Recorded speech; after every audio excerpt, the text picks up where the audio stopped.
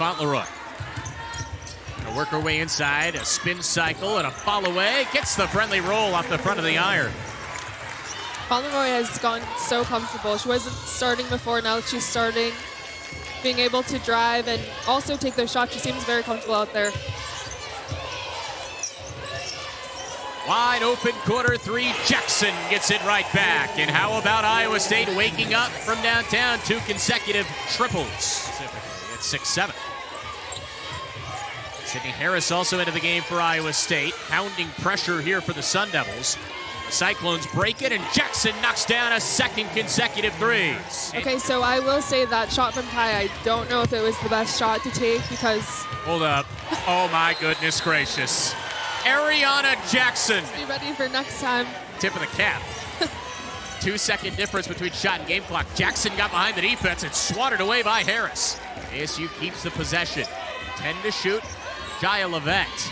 Levette to the elbow. Jump shot off the mark. Rebound falls into the awaiting hands of Jones. Under 5 to play, opening quarter. Harris inside. Floater off window is good. There's a foul, and it will be a chance at a 3-point play for the Cyclones. Now, Sydney Harris, who's had a phenomenal first quarter, will have a chance at by Skinner out of that timeout. And that's a great point, Arnesia. The really great thing about Levette so far is there's a layup inside and a friendly roll for Emily Ryan. She's been a part of a very successful run for the Cyclones, a program that has become a year-in, year-out threat. Make a run in the NCAA tournament. There's Kennedy Basham from downtown. That's a part of her game she worked really hard at in the offseason. Good to see dividends paying off there. Yeah, and that was huge in this situation. The game situation, that was huge. Things kind of teetering right now for ASU. They just can't buy a stop. Get your offense and your defense on at the same time. Levette finally does get on the scoreboard. First points for Jaya Levette, and that does snap a scoreless streak for Arizona State that had gone over 6 minutes time from the floor. Just over 2 minutes to go, first half of play. Cyclones will travel down I-10 and take on Arizona this weekend. ASU will be at home again on Saturday against Baylor. Crooks was denied by Basham. That's a yeah, I can hear them chanting. Down low, Crooks. And layup won't go. Look for the foul call, didn't get it. Trying to work it through Audie Crooks a bit more in this last little bit, but ASU, give them credit. They've been strong in the interior as Levette knocks down a three. Great. You're always in the game. You cannot stop playing just because of how it feels. There's the first three of the second quarter for the Cyclones, and it comes at a big Crooks. Time out towards the elbow. Goes to the corner, gets it right back, curls baseline side, reversal's good.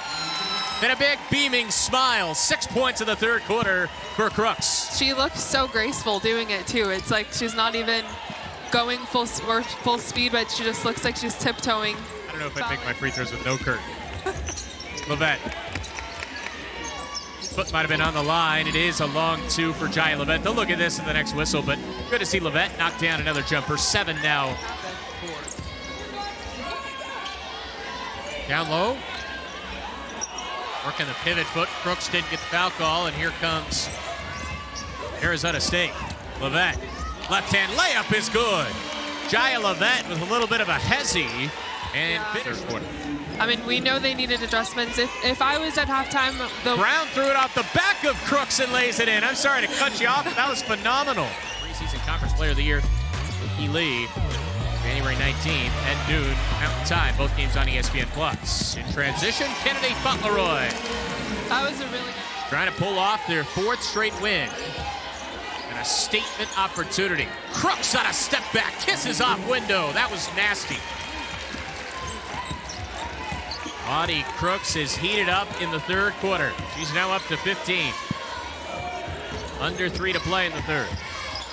Levette drives inside. Good find. Parkinson scores for the first time this evening. ASU share of usage in terms of the allotment. Basham with 3.8 fouls per 40. But it's really been foul trouble stacking up everywhere as Basham gets it.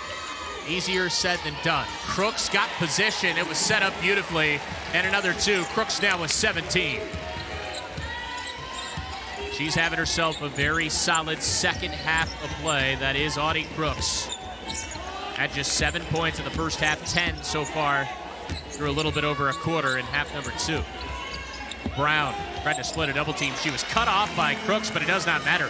Jalen Fauntleroy will skirt inside. She's blocked away by Crooks. Initially a really good first step and drive to the basket. Here's Levette kicking out to Brown. Puts the ball in the net, drives inside. A block and a chance at a three-point play.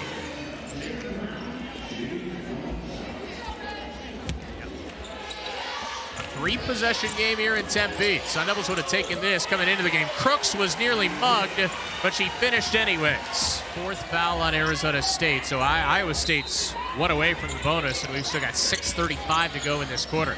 Inbound and an easy layup right away, Addie Brown. That's a huge sequence. Remember that right there. The foul call, the fourth on Basham, and then an easy 2. Pushes the lead back to 11. Brown, elbow jumper, answers right back. Devils under 5.5 to play in the ball game. Arizona State trying to pull off the upset. Statement win potential. Fauntleroy pulls up and connects with a corner pocket 3. Arizona State battling through the foul trouble. Kennedy Fauntleroy, corner pocket 3. 6-point. Sun Devils have those 4 scorers in double figures. Skinner's not one of them, but she can heat up in a microwave oven fashion. She knocks down a 2 there to push it back to 6.